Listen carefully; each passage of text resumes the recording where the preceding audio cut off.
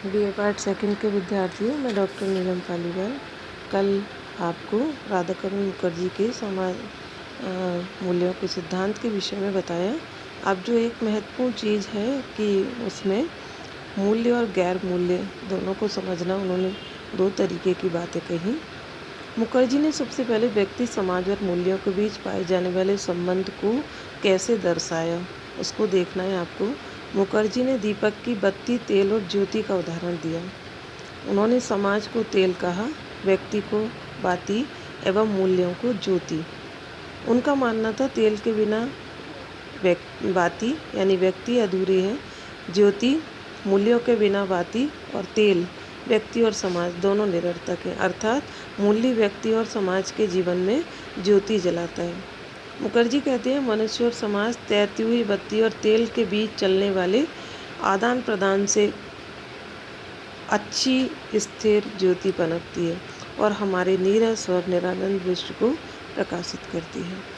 अब इनके बावजूद भी कि मूल्य हमारे लिए इतने उपयोगी हैं, मूल्य हमारे लिए इतने आवश्यक हैं, नियंत्रण करते हैं, निर्देशित करते हैं, मार्गदर्शन करते हैं, समाज में व्यवस्था बनाने का काम करते हैं, समाज को संगठित रखते हैं, इन और हमारी आवश्यकताएं पूरी करती हैं। इन सब के बावजूद भी कभी कभी सामाजिक मूल्य समाज में विघटन भी पैदा करते हैं यदि वो समय और काल परिस्थितियों के साथ परिवर्तित नहीं होते हैं या लोग मिलकर उन मूल्यों को तोड़ते हैं, तो व्यक्ति पुराने मूल्यों को त्याग कर नवीन मूल्य ग्रहण करता है। और सारी चीज़ जैसे भारतीय समाज में बाल विवाह, सती प्रथा, पर्दा प्रथा, ये सब रूढ़िवादी मूल्य अब वर्तमान परिस्थितियों से मेल नहीं खाते और लोग उनका विरोध कर रहे हैं और उनको हटा रहे हैं।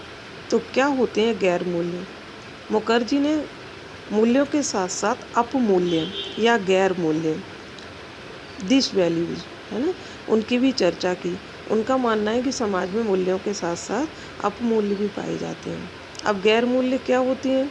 सामाजिक मान्यताओं की उपेक्षा करना, मूल्यों का उल्लंघन करना, उन्हें अस्वीकार करना। जब मूल्य हमारी आवश्यकताओं की पूर्ति करना बंद कर देते हैं या हमें हमारे जीवन को व्यवस्थित बनाने बंद कर देते हैं, जब सामाजिक जीवन में बहुत सारी बुराइयां उत्पन्न हो जाती हैं, जब हम स्वार्थी हो जाते हैं, तो गैर मूल्य पनपते हैं। अपराध, शोषण, भ्रष्टाचार, विघटन सब गैर मूल्य हैं। इस प्रकार से समाज द्वारा स्वीकृत मूल्यों को महत्व न देना गैर मूल्य है ना, और व्यक्ति उन्हीं गैर मूल्यों से अपनी आवश्यकताओं की पूर्ति करता है। अब क्या है गैर मूल्य? जैसे हम कहें ईमानदारी एक अच्छी नीति है, और गैर मूल्य कहता है कि जो ईमानदार है वो सबसे बड़ा बेवकूफ़ है। ऐसी चीज़ें हमारे इनमें पनप जाती हैं। अब वो मुखर्जी कहते हैं कि गैर मूल्यों की उत्पत्ति किन कारणों से होती है। उन्होंने कहा एक तो शारीरिक कारण है, जब मानव की मूलभूत आवश्यकताएं। अब पहले तो हम कहते हैं सामान्य आवश्यकता रोटी, कपड़ा और मकान। अब हम कहते हैं शिक्षा और स्वास्थ्य भी। जब मानव की मूलभूत आवश्यकताएं पूरी नहीं होती हैं, उसे शारीरिक कष्ट मिल रहा है, असुविधा हो रही है, कुपोषण का शिकार है, पढ़ नहीं पा रहा, स्वास्थ्य खराब है, बीमारी है, तो शारीरिक और मानसिक ये कारण गैर मूल्यों की उत्पत्ति होते हैं। और व्यक्ति भूखा है और चोरी करके वो खाना खा रहा है या अपने बच्चे की पूर्ति कर रहा है, तो वो सोचता है कि यदि ईमानदारी से काम करूं तो मैं अपने बच्चों की आवश्यकताएं पूरी नहीं कर पा रहा हूँ। दूसरे कहते हैं वो मानसिक।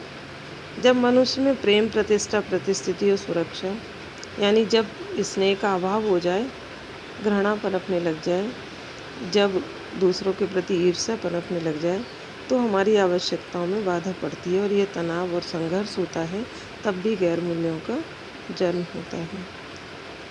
मुखर्जी कहते हैं कि हमारी आवश्यकताओं में बाधा पड़ने पर भी गैर मूल्यों का जन्म होता है और समाज में विघटन और समस्याएं पैदा होती जाती हैं।